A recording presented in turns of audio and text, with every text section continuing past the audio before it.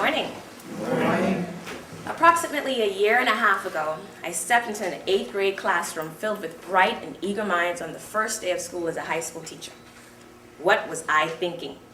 Now, this was going to be my homeroom class for the entire year, but as far as I knew, I was only going to be there for a couple of months and then leave. I was headed back to the great and opportunity-filled United States of America, or at least so I thought. So I stood there as their teacher, and for a moment my mind flashed back to the blood, sweat, and tears I had poured into my college education. I was excited about this opportunity, but I was nervous and frustrated because I wasn't working as an engineer. I remember standing before my students and asking the question, how many of you know what engineering is or perhaps would like to become an engineer? I scanned the room and I saw the hand of a young girl eagerly waving her hands at me. I knew she knew the answer, so I picked on her. She stood up, laughing and flicking her hair, and said, "An engineer is somebody that fixes engines, like cars." I said, "You got to be kidding me." Everybody burst into laughter. So I stood there in disbelief, shaking my head, and I said to her, "No, sweetie, that's a mechanic." Here again, we have a generation of students that have a lack of exposure and knowledge to lucrative, challenging, and innovative careers such as that of engineering. More than 10 years ago, that girl was the mirror reflection of me, completely unaware and unexposed. Fortunately, on the first day of college, as a freshman, during orientation, the light bulb turned on. Because I was accepted into the School of Engineering and had no clue what it was. Well, today in the short time that we have, I will be sharing with you on the topic, Bright Minds, Illuminating Education via STEM. STEM, you may wonder, S-T-E-M is the widely known acronym for science, technology, engineering, and mathematics. Well, STEM education has become the most emphasized and talked about matter as it relates to the preparation, sustenance of the technology-driven 21st century world that we live in. Education is, was, and will always be the key to upward mobility within a society and at large, even a country. If this is the case, then why are we not placing more emphasis on STEM education? Some of the world's largest economies are placing a great deal of emphasis on STEM education. Why, you may ask? Because they each recognize that the source of talent and innovation lies within our educational system. And what we pour into it has the opportunity to produce returns both in the short and the long term. If that is the case, then why is it that we as a nation, though we are a small island country, are still wading in the waters of educational complacency and stagnancy and not swimming to the shores of educational reform and advancement? Let's look at the bigger picture here. There's an organization entitled the OECD, the Organization for Economic Cooperation and Development. And many of their focuses are engineering and education. It's comprised of a unique form of the governments of 34 democracies. And their goal is to promote policies that will influence economic development, growth, and prosperity. So their focus in education is mainly in an exam called the PISA, Program International Student Assessment. What it is an assessment test that is given to 15-year-olds across its varying countries that participate in this assessment. It measures their ability and skill in mathematics, reading, and science.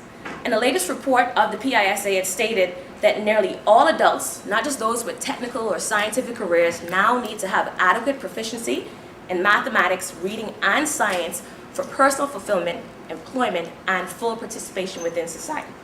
Furthermore, the PISA has become the world's premier yardstick for measuring the equity, quality, and efficiency of school systems. The Secretary General of the OECD stated that in a global economy, success is no longer measured by national standards alone, but against the best performing and most rapidly improving school systems. In the latest PISA assessment that was taken in 2015, 72 countries participated. Of those 72 countries, there were only 2 Caribbean country participants, Trinidad and Tobago and the Dominican Republic. These countries are no longer in the dark about where they stand in their educational system against the masses. They now know how their students are performing against other larger countries in mathematics, reading, and science. Now they have the skills, the data, the metrics in order to assess what improvements need to be made in order to better prepare their students as well as to perform better in the 2018 assessment. If the truth were to be told, we all need a little bit of competition to do better, right? Ask BTC. I'm sure they'll tell you. They'll tell you the truth. So why is it that the Bahamas is not participating in things like the PISA? How do we measure against other OECD countries? How do we even measure against other Caribbean countries? For years and decades upon decades, we've continued to measure our standards of success in math and science against ourselves from year to year. And we do that through the Bahamas Junior Certificate and the Bahamas General Certificate of Secondary Education. And if you know the results like I do, they're not too good. So what do we do about this? Well, would it surprise you that of the PISA that was taken in 2012, the top performing countries were China, Japan, Hong Kong, Korea, Liechtenstein, Switzerland, the Netherlands, and those were your top countries. In 2015, again, we have Hong Kong, China, Taiwan, Thailand, Korea, and again, the list is filled with European and Asian countries at the top of the list. Is there some type of connection between why is it that the students that are performing the best in mathematics, reading, and science are all Asian and European countries? There's definitely a connection between that. I'll give you an example. The Ministry of Education in Korea recently decided to release a list on May 3rd of 2016, a list of 21 universities that would receive the largest government subsidy in its nation's history. 200 billion won, an equivalent of 1.8 billion US dollars for these 21 universities.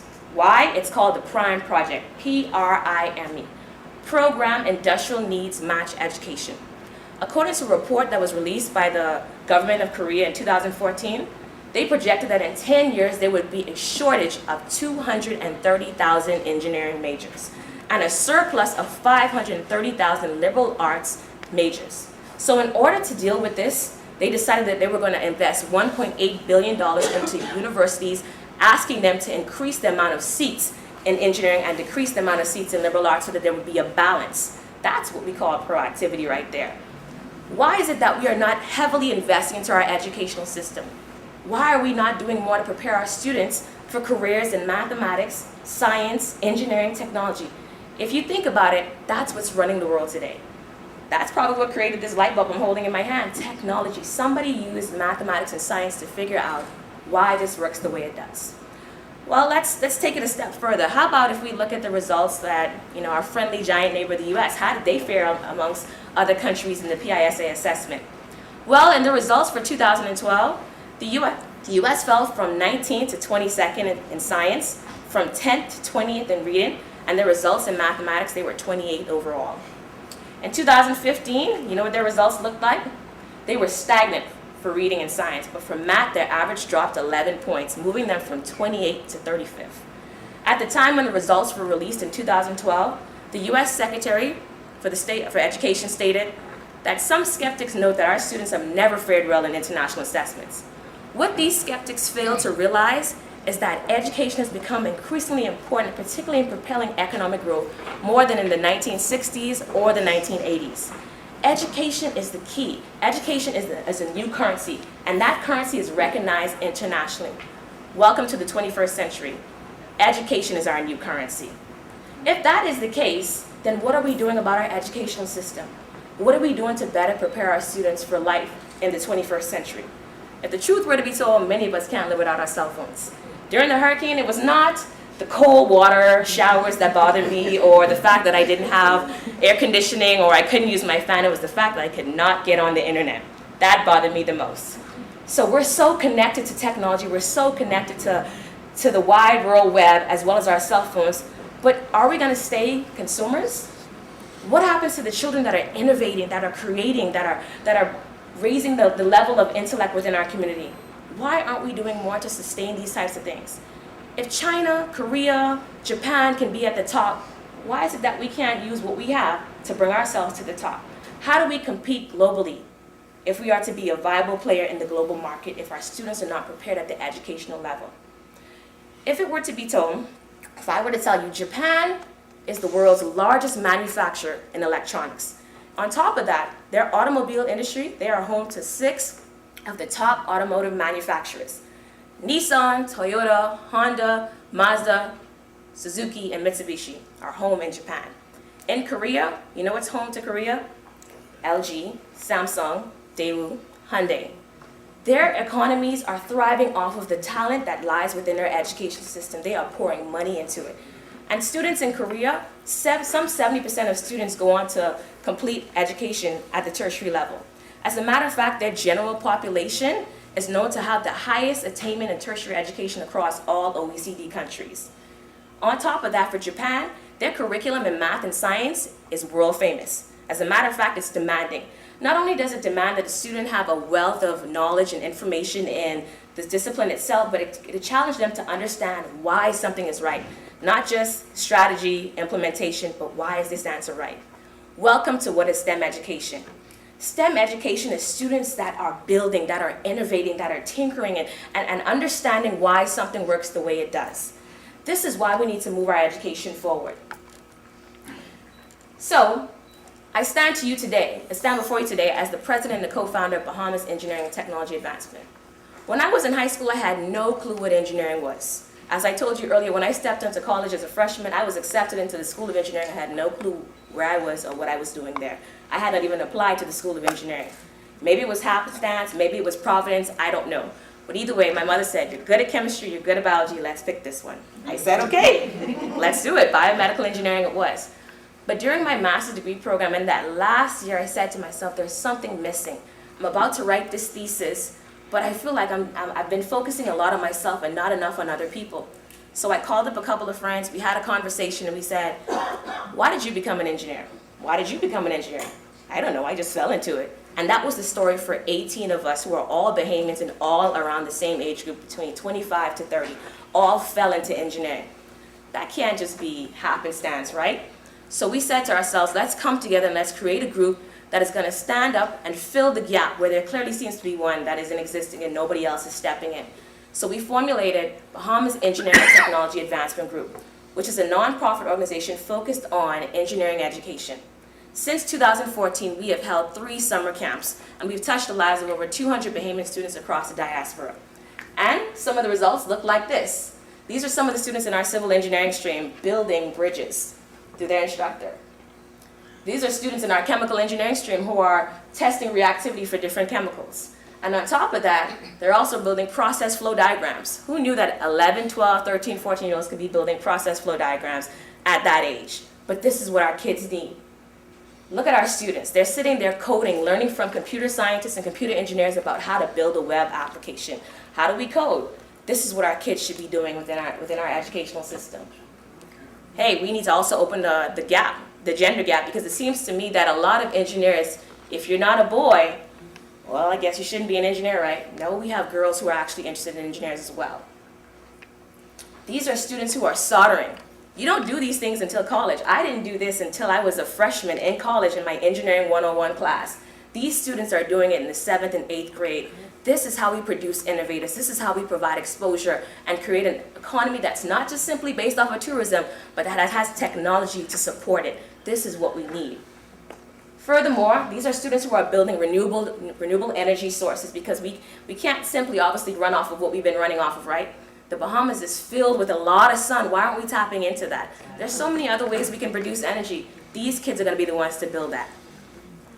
Then we have students who are, again, in our chemical engineering stream, mixing chemicals. Look at the look on his face. They're so excited, because education has to go beyond textbook and exam and now into hands-on, touching, building. I need to see these things in action, and that's where the disconnect is. A lot of our kids can be smart theoretically, but where's the practicality in our educational system? We need to supplement it with things such as this. These are kids in our industrial engineering stream who are learning about procurement, and when you order materials and project management, they're doing this at 7th, 8th, 9th, and 10th grade. Wow. Sometimes I get amazed by that. And these are students in the biomedical engineering stream who are building hydraulic prosthetic hands. This, again, is what our kids need to be doing within their educational system. So where is the disconnect here? Is it because we as Bahamians won't step in, or we as whatever country you may be from are not stepping up? To be honest, when I found out that I had to come home, I was very, very, very sad. I almost cried. Because there seems to be a lack of opportunity, but what happens when we begin to turn on the light bulb and say, hey, where there is a lack of opportunity, there's also an opportunity to create that which does not exist. And that's what we should be doing. So, I showed you this light bulb. This is an incandescent light bulb. There's a reason why I showed this, because how many people are still using these within their homes? Not many, right? Because we've moved on from incandescent light bulbs and we're now using what we call fluorescent light bulbs. Why? If we can advance the light that we use within our homes, can't we not advance the education, or can we not brighten our minds? But then we've moved on from this. We're no longer using fluorescent light bulbs. We're now using LED light bulbs, light emitting diode. Why? There's a reason why we went from this to this to this. Do you know why? This consumes 4 times more energy than this does. This consumes 6 times more energy than this does. So we're saving money, but at the same time, we have a longer usage. For this, we have about 1,000 hours on it. So which means after about 1,000 hours, I'll need to replace it. For this one, the lifespan is 1,700 hours maximum. 17,000, sorry. And then for this one, I have 50,000 hours. So while this might be slightly more expensive, I have to put a little bit more money out of my pocket to buy this. In the long run, I will end up spending less money on light bulbs and on my light bulb. Great. I think that's what we all need to be doing. So if we can illuminate our houses, save money, shouldn't we illuminate our minds? My goal is to make sure that as an engineer, there are more just like me coming up behind me. So here's my idea. Let's illuminate our educational system. Let's do away with just textbook and exam, and let's move into hands-on project-based learning. That's what needs to go into our school systems. And if we do that, then we will create an economy and an educational system that feeds and breeds technology, innovation, engineers, scientists, you name it. Thank you.